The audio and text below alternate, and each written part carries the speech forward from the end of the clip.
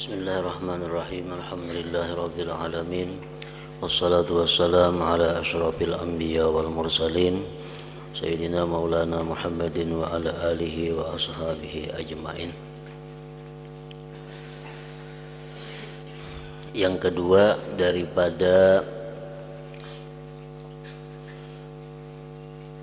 sifat yang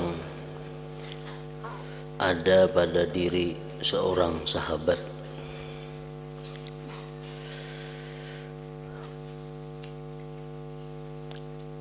yaitu orang yang baik akhlaknya. Pertama, kalau kita mencari sahabat, mencari kawan, orang yang berakal. Yang kedua, orang yang baik akhlaknya.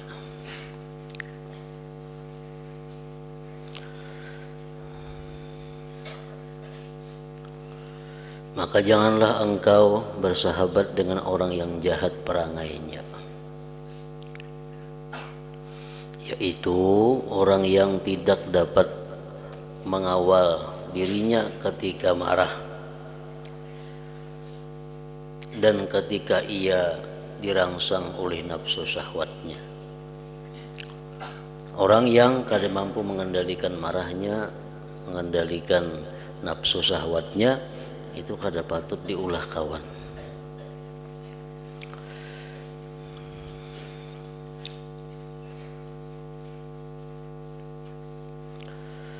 Dan Sayyidina Alqamah telah menghimpunkan segala akhlak yang baik dalam wasiatnya kepada anaknya ketika ia hendak mati. Alqamah berkata,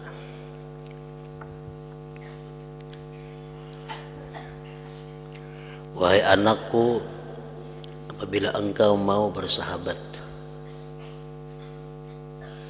dengan seseorang, maka buatlah persahabatan dengan orang yang satu, apabila engkau berkhidmat kepadanya, ia akan memelihara akan dikau.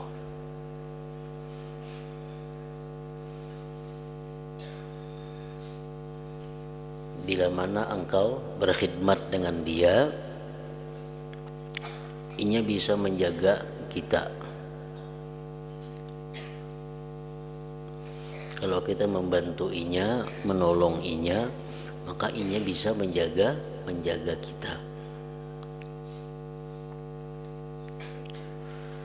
Yang kedua, apabila engkau bersahabat dengannya, maka bertambah nilai dirimu.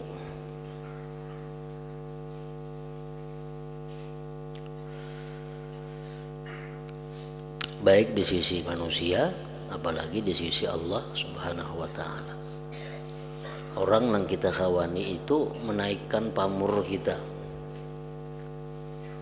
menaikkan pamur kita di sisi Allah dan di sisi manusia.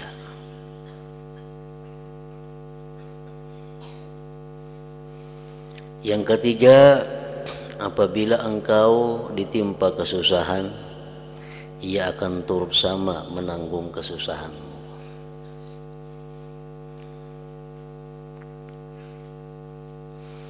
Apabila engkau menolong akan dia, niscaya ia akan membalas kebaikanmu.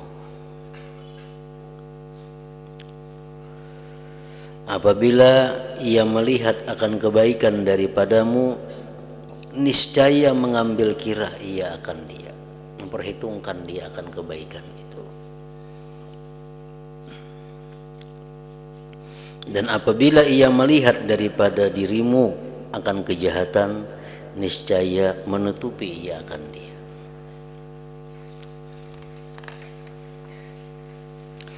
Apabila engkau berkata, niscaya membenarkan ia akan perkataanmu.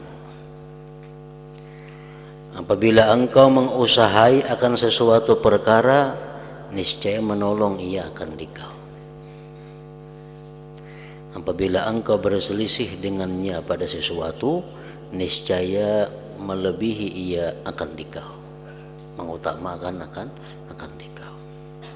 Nah, itu wasiat daripada Sayyidina Alqamah kepada anaknya kalau ingin mencari sahabat, mencari kawan. Dan berkata Sayyidina Ali bin Abi Thalib karramallahu wajhah, inna akhakal haqqa man kana ma'ak mumayyadur nafsahu liyanfa'ak wa man idza raibuz zamani sadda'aka syattata fika samlahu liyajma'aka. Artinya, ujar Imam Ali karramallahu wajhah, saudaramu yang sebenarnya ialah orang yang selalu menolongmu di waktu senang dan susah,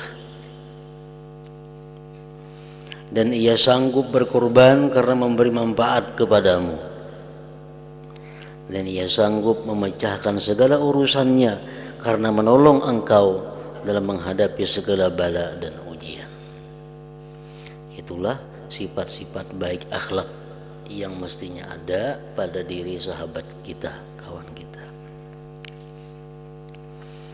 Nah, yang ketiga, orang yang dijadikan kawan itu orang yang saleh.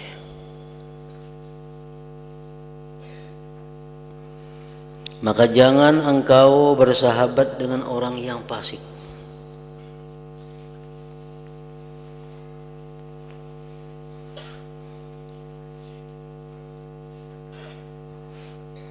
Yang selalu mengerjakan dosa yang besar.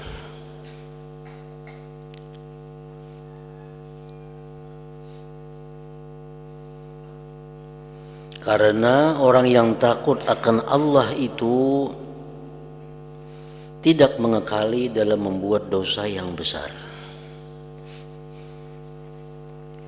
Dan orang yang tidak takut kepada Allah tidak dapat dipercayai sepenuhnya. Maka itu kada kawa diulah kawan. Jangankan kita, Allah aja ditantangnya, Allah aja dilawannya, apalagi kita.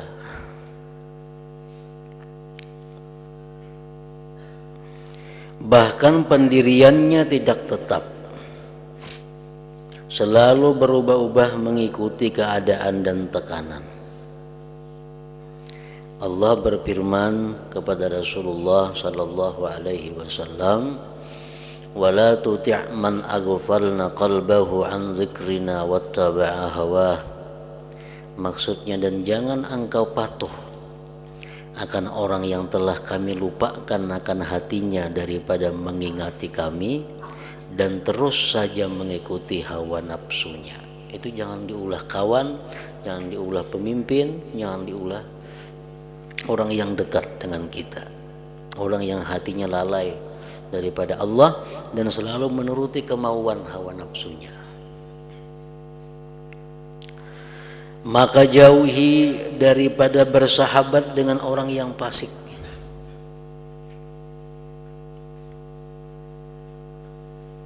Karena berterusan melihat perkara-perkara yang fasik dan maksiat itu akan menghilangkan kebencianmu terhadap maksiat tersebut, lalu akhirnya engkau merasa ringan memandang maksiat. Keranjakan kita bakawan orang fasik, keranjakan kita mendengar ceritanya berbuat dosa, akhirnya kita jadi kada benci lagi dengan dosa itu. Nah, bila sudah kada benci lagi dengan dosa, akhirnya kita pun bisa melakukan dosa. Coba kamu lihat, orang ramai menganggap mudah dosa maksiat ghibah, mengumpat orang, karena mereka sudah biasa melakukan maksiat tersebut. Tetapi jikalau mereka melihat seorang alim memakai cincin emas atau memakai kain sutra, niscaya mereka sangat mengingkarinya. Padahal dosa ghibah itu jauh lebih besar daripada dosa memakai cincin emas atau pakaian sutra. Karena mereka sudah terbiasa mendengar ghibah, mereka terbiasa melakukan ghibah, lalu jadi dianggap sesuatu hal yang biasa. Melihat ada orang alim memperbuat satu maksiat, mereka menganggap itu besar. Mereka menganggap itu satu keingkaran, kemungkaran yang besar. Padahal dosa ghibah itu lebih besar daripada dosa memakai cincin emas atau kain sutra. Nah, jadi tadi sesuatu perbuatan maksiat apabila sering dilihat, sering didengar, maka dia akan menjadi kebiasaan dan akan menghilangkan kebencian kepada maksiat itu. Yang keempat, jangan bersahabat dengan orang yang tamak dunia.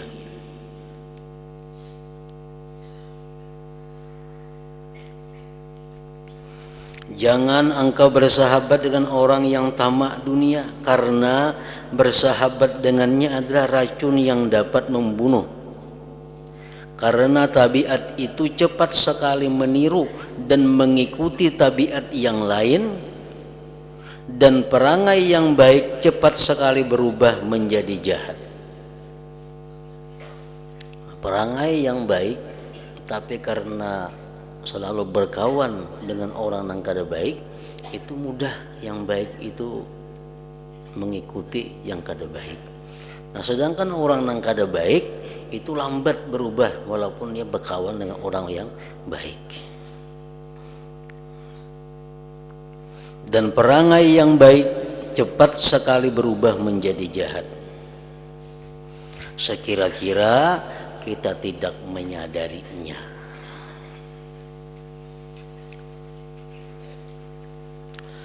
Maka suka sekedudukan dengan orang yang tamak pada dunia akan menambah tamakmu terhadap dunia juga. Dan sebaliknya, suka sekedudukan dengan orang yang zuhud akan menambah zuhudmu daripada dunia juga. Yang kelima, syarat orang yang dijadikan kawan itu orang yang benar. Maka jangan engkau bersahabat dengan orang yang pendusta. Barangkali ia akan menipu engkau. Karena ia laksana fata morgana yang seakan-akan mendekatkan yang jauh atau menjauhkan yang dekat. Maka inilah 5 syarat yang perlu engkau cari di dalam memilih sahabat. Berakal orangnya, baik akhlak, kemudian orangnya saleh, yang keempat orangnya kada tamak dengan dunia, yang kelima orangnya benar kada pendusta. Bakawan lawan orang nang kada beakal, nang bebungulan, kita pun umpat jadi bebungulan juga. Bakawan dengan orang yang fasik, maka kefasikannya itu akan menular kepada kita. Bakawan dengan orang yang tamak kepada dunia, otomatis hati kita pun akan menjadi tamak kepada dunia. Nah, bakawan kepada orang yang pendusta, sekurang-kurangnya kita didustainya. Bisa-bisa satu saat kita akan menjadi orang yang pendusta juga.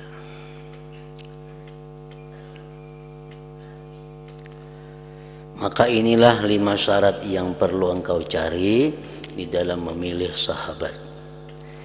Barangkali engkau susah, barangkali susah engkau mendapatkan orang yang memiliki kesemua sifat-sifat ini.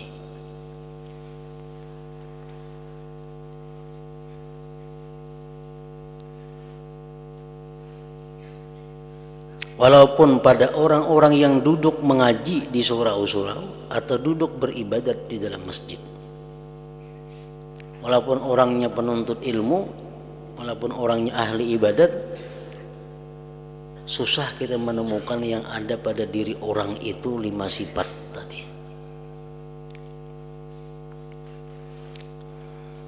Oleh itu, tiada ada jalan bagimu kecuali engkau memilih satu di antara 2 jalan. Mencari kawan yang komplit ada pada dirinya 5 sifat itu sulit. Jangankan di orang umum, di orang-orang penuntut ilmu pun sulit.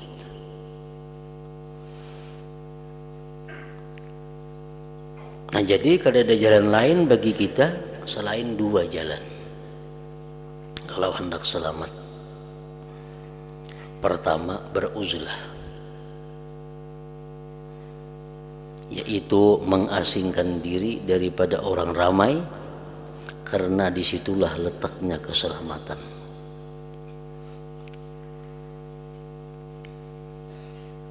Kedua, hendak coba kawan, bergaul dengan orang ramai, mengikuti kedudukan mereka masing-masing yang berdasarkan kepada 3 pembagian. 1, saudaramu untuk akhiratmu, maka janganlah engkau perhatikan daripadanya kecuali hanya hal-hal agama. Kalau kita hendak berkawan juga, di saat-saat kita sulit mencari kawan yang ada sifat 5 tadi, kita hendak berkawan juga, cari kawan untuk urusan agama kita.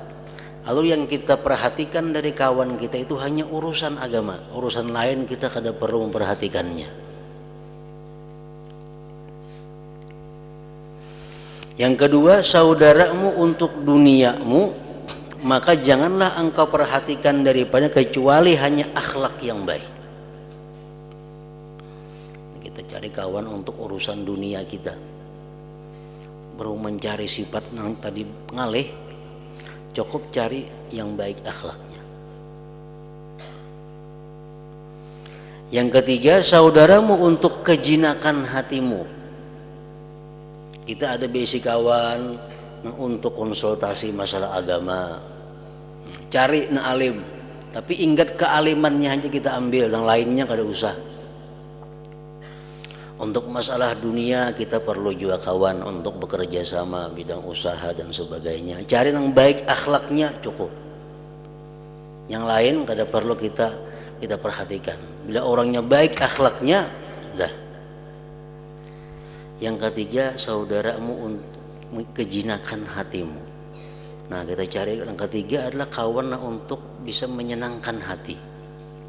Maka jangan engkau perhatikan daripadanya kecuali hanya keselamatanmu daripada kejahatannya, fitnahnya dan keburukannya. Ayo ya kita berkawan lawan orang yang bisa menyenangkan hati kita. Tapi catatannya, syaratnya jangan sampai kita jadi rusak berkawan dengan inya itu. Nah, habis sudah tuh.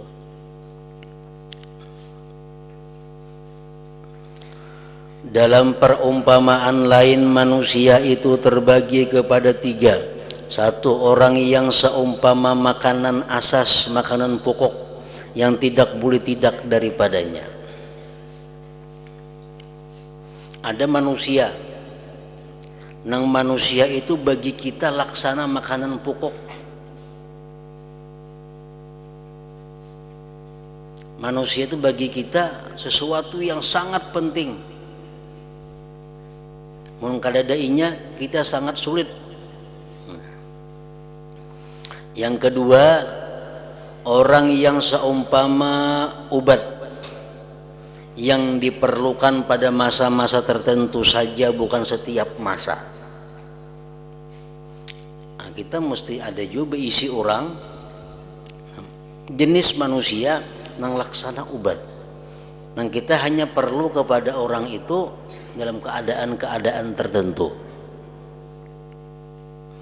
Yang ketiga, orang yang seumpama penyakit. Manusia yang seumpama penyakit yang perlu dihindari daripadanya. Nah, jadi 3 macam jenis manusia di tengah-tengah kita. Ada manusia yang selalu kita butuhkan setiap saat. Ada manusia yang kita butuhkan sewaktu-waktu. Ada manusia yang mesti dihindari sejauh-jauhnya. Jadi manusia ada laksana makanan pokok, ada laksana obat, ada laksana penyakit. Tetapi terkadang seorang hamba itu dibalakkan dengannya. Kadang-kadang kita dibalakkan dengannya.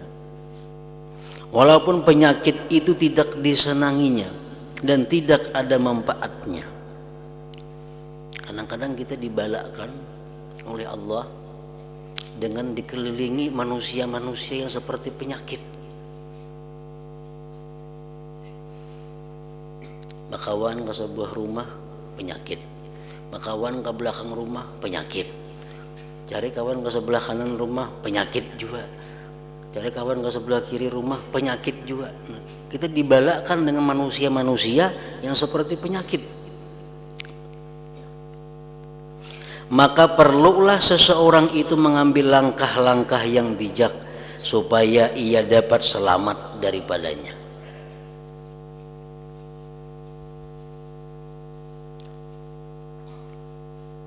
Kita mesti ada siasat supaya kita bisa selamat daripada penyakit itu. Namun demikian, di dalam penyakit itu ada satu faedah besar seandainya engkau mampu menghadapinya. Nah, namun kita ini kuat iman, kuat Islam, kuat agama, kita mampu menghadapi penyakit-penyakit ini. Nah, memang tuh ada faedah yang besar di situ bakawan lawan penyakit tadi.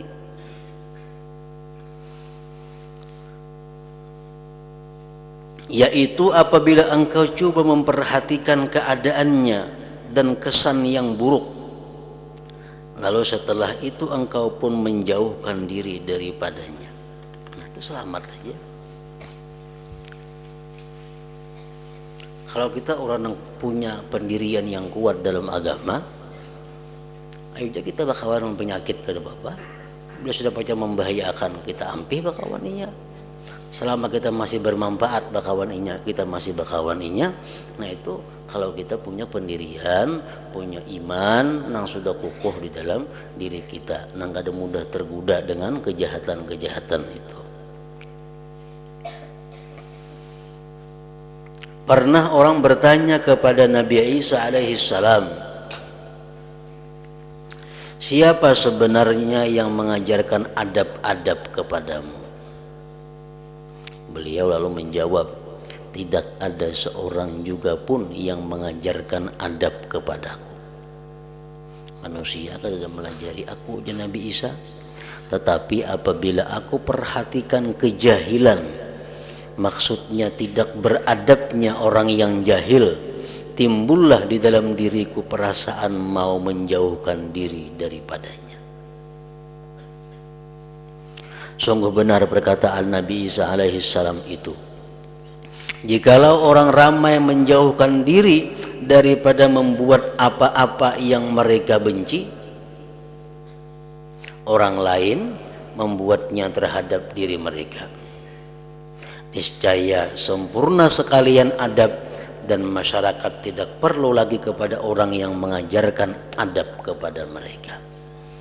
Seandainya setiap manusia ini mau menjauhi apa-apa yang ada pada diri orang yang jahat itu, niscaya masyarakat tidak perlu lagi belajar kepada guru yang mengajarkan itu. Setiap perbuatan yang jahat daripada orang ditinggalkan, setiap perbuatan yang kada beradab daripada orang dijauhi.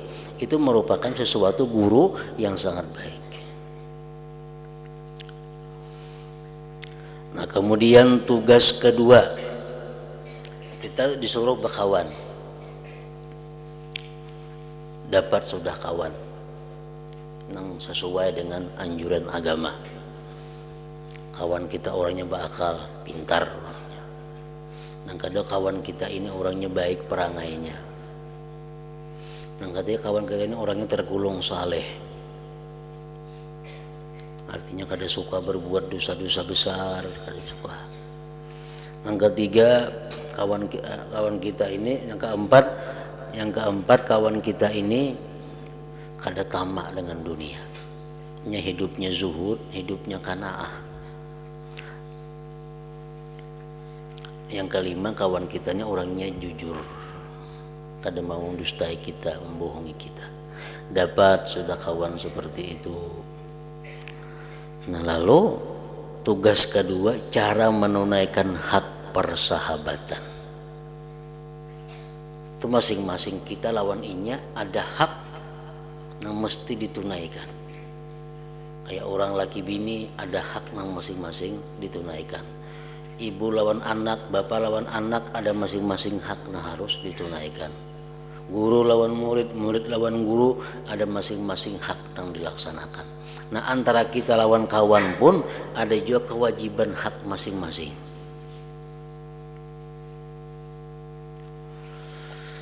Pertama, mengenali hak persahabatan. Apabila telah terjalin persahabatan antaramu dan sahabatmu, maka wajiblah ke atasmu menunaikan beberapa hak persahabatan, dan wajib pula dijaga adab-adab dalam menunaikan hak itu. Sabda Rasulullah sallallahu alaihi wasallam, mathalul akhawaini mathalul yadaini taghsilu ihdahumal ukhra. Artinya perumpamaan dua orang yang bersaudara itu ialah perumpamaan kedua belah tangan, di mana yang satu membasuh yang lain. Tangan kiri nang rigat, tangan kanan nang menggisang untuk lo. Nah, tangan kanan nang rigat, tangan kiri nang bekerja. Nah, jadi antara dua orang yang bersahabat ini, maka seperti itulah.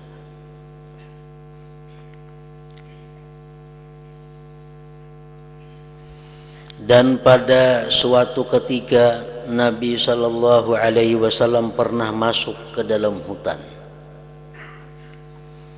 Lalu beliau mengambil dua bilah kayu, miswak, kayu siwak, yang satu bingkok dan yang satu lagi lurus. Dan adalah bersama Rasulullah Sallallahu Alaihi Wasallam pada ketika itu beberapa orang daripada sahabatnya.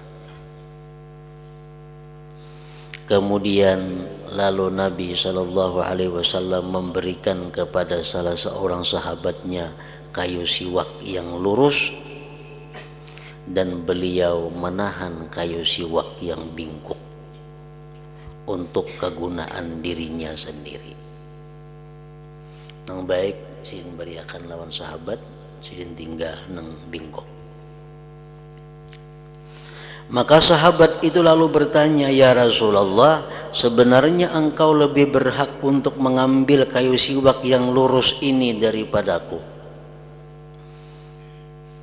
Lalu Rasulullah SAW menjawab, ma min sahibin yazhabu sahiba walau sa'atan min naharin illa su'ila an suhbatih hal aqama biha haqqallahi ta'ala au adha'ah. Artinya tidak ada seorang jua pun yang bersahabat dengan orang lain walaupun hanya satu saat saja, kecuali ia akan ditanyai pada hari kiamat nanti daripada hak persahabatannya itu. Apakah ia telah menunaikan padanya hak Allah ataukah tidak? Jadi kita di akhirat di hadapan Allah akan dipertemukan dengan sahabat itu. Masing-masing akan ditanyai oleh Allah, apakah ini sudah membiriskan hak persahabatan kepadamu? Saya pun ditanyai seperti itu juga. Dan sabda Rasulullah sallallahu alaihi wasallam, mastahabatnani qattu illa kana ahabbahuma ila Allah arfaquhuma bi sahibi. Artinya tidak bersahabat dua orang yang bersahabat kecuali yang lebih dicintai di sisi Allah ialah orang yang lebih lemah lembut dengan sahabatnya. Nah, dua persahabatan dua orang ini, siapa yang paling tinggi di sisi Allah? Orang yang paling banyak berbuat kebaikan kepada sahabatnya. Itu yang paling mulia di sisi Allah.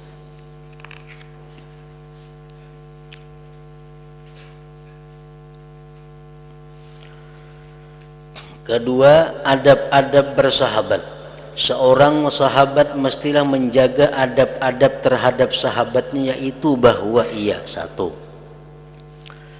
mengutamakan sahabat dengan harta bendanya.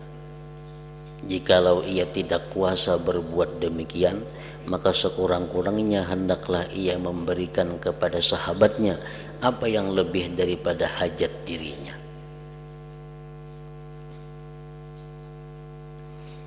Adalah kita bisi sahabat. Jadi ngaran sahabat itu ya macam itu. Kalau urusan harta benda lebih mengutamakan sahabatnya daripada dirinya sendiri. Nah, contohnya, biar seorang umpamanya bersepeda, karena sahabat nak minjam sepeda motor, kita injami sahabat sepeda motor biar seorang bersepeda berjalan. Nah, itu contohnya.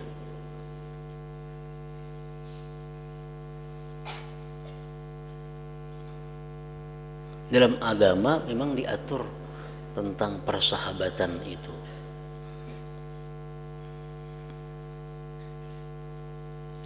Karena orang yang dapat menunaikan hak persahabatannya ini, dia akan mendapat naungan di hari kiamat, di mana hari yang tidak ada naungan kecuali naungan Allah Subhanahu wa ta'ala.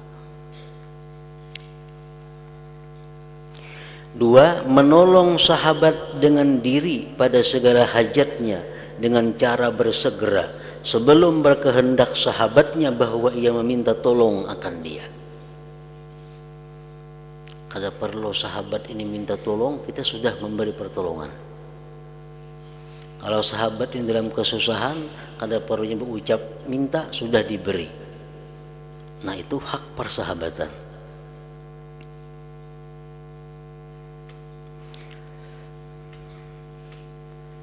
Yang ketiga, menyembunyikan rahasia sahabatnya.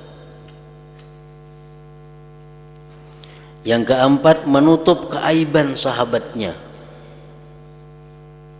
5. Berdiam daripada menyampaikan perkataan orang lain yang mencela sahabatnya. Soalnya ada si fulan mencela kawan kita, sahabat kita, jangan disampaikan lawan sahabat kita. 6. Menyampaikan segala perkataan orang lain yang memuji akan sahabatnya. Nah, itu sampaikan. Tadi aku berteman lawan si fulan, senang banget lawan nikah, memuji banget lawan nikah, sampaikan itunya. 7. Mendengarkan dengan baik akan perkataan sahabatnya ketika ia bercakap-cakap. 8. Meninggalkan berbantah dengan sahabatnya. 9. Memanggil sahabatnya dengan nama yang terlebih disukainya. Nama ada 3, nama ada, gelar ada, kunyah ada. Mana paling inyak ketujuh di kiau, panggil dengan itu. 10. Memuji sahabatnya dengan apa yang diketahui daripada kebaikannya. 11. Berterima kasih kepada sahabatnya atas sebarang kebaikannya. 12. Menegahkan orang lain apabila ia mau mengumpat sahabatnya seperti ia membela dirinya sendiri. Kalau ada di hadapan kita orang menyambati sahabat kita, kita tegah, kita lawan-akan sahabat kita itu. 12. Memberi nasihat dengan cara yang lemah lembut dan bahasa yang halus apabila ia berkehendak menasihati sahabatnya. Yang ke-14, memaafkan dari sebarang kesilapan, kekhilapan dan kesalahan sahabatnya, maka janganlah ia mencelanya. 15. Mendoakan sahabatnya apabila ia duduk bersendirian, ketika sahabatnya itu masih hidup ataupun setelah ia mati. 16. Mengekalkan kecintaan terhadap keluarga sahabatnya selepas daripada kematian sahabatnya. Jadi bersahabat bukan hanya lawan inya, lawan keluarganya pun jadi berhubungan.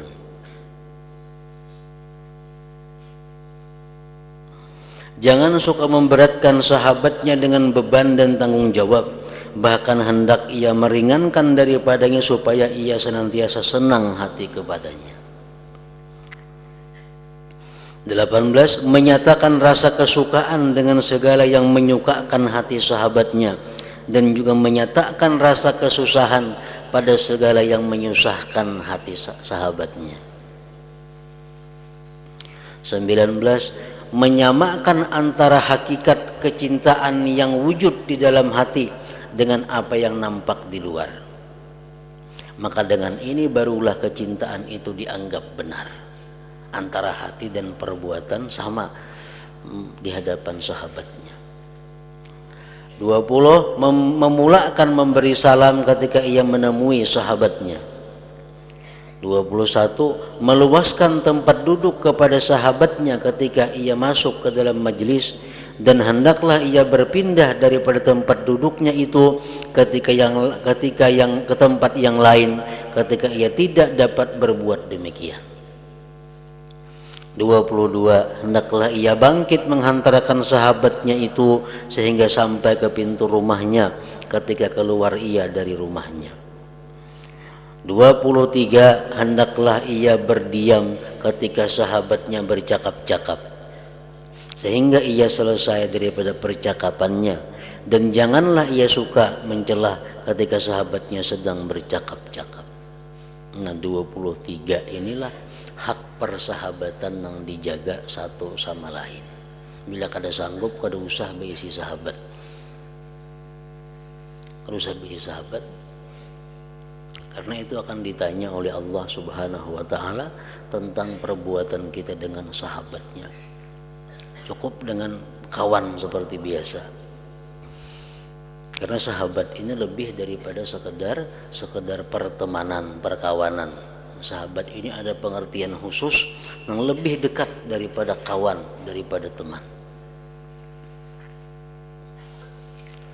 Ringkas kata, hendaklah seorang sahabat itu bermuamalah atau bergaul dengan sahabatnya seperti cara yang ia sukai orang lain bermuamalah dengannya. Itu intinya di situ. Apa yang kita suka diperbuat sahabat kita kepada kita, hendaknya kita lakukan kepada sahabat kita. Kita sukalah amun dibiariakannya makan, suka, kita biariakan makaninya. Kita sukalah amun diinjaminya ini, suka, nah injami inya apa yang kita suka itu. Pokoknya apa yang kita suka daripada sahabat kita, perbuatlah itu kepada sahabat kita.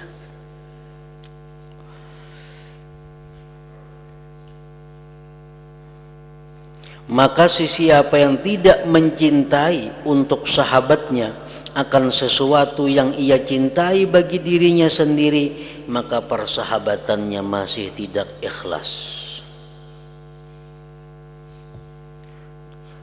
Ini hendak sahabat saja biarkan minum, sahabat saja biarkan ini, sahabat saja yang membantuinya.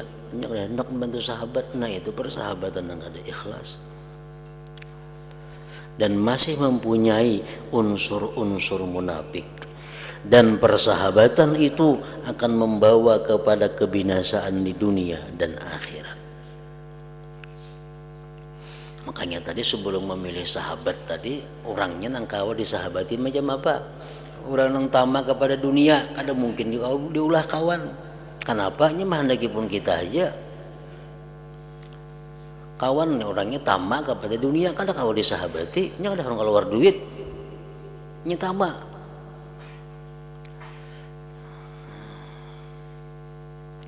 Sahabat mesti orangnya orang yang jujur. Kalau bersahabat dengan orang kada jujur, mau membunguli kita, jangan menolongi. Makanya tadi 5 itu dulu dicari syaratnya untuk dijadikan sahabat tadi. Pintarkah orangnya, baikkah akhlaknya, salehkah orangnya, benarkah orangnya. Maka inilah adab-adab yang mesti engkau jaga pada hak saudaramu yang engkau buat sahabat akan dia. Maka inilah adab-adab yang mesti engkau jaga pada hak saudaramu yang engkau buat sahabat akan dia. Nah, kemudian Kemudian cara yang ketiga, adab-adab dengan orang yang kita kenali, bukan sahabat karib. Nah, kita inting sedikit. Ada sahabat, ada sekedar kawan biasa. Nah, kalau sahabat tadi berat tugas-tugasnya.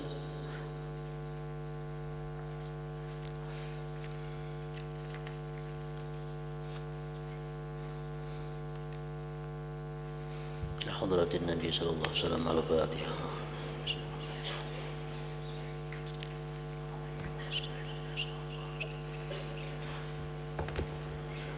Bismillahirrahmanirrahim. Alhamdulillahirabbil alamin. Wassalli wa sallim ala sayyidina Muhammad wa alihi washabbihi ajmain. Allahumma ighfir lana ma akhtana wa ma ta'ammadna wa ma asrafna wa ma alanna wa ma asrafna ma anta a'lam bihi minna antal muqaddim wa antal muakhir la ilaha illa anta. Allahumma anfa'na bima 'allamtana wa 'allimna ma yanfa'una wa zidna fahman wa ilman wa amalan wa dhikra ya arhamar rahimin. Sallallahu alaihi wasallam Muhammad wa alihi wasallam.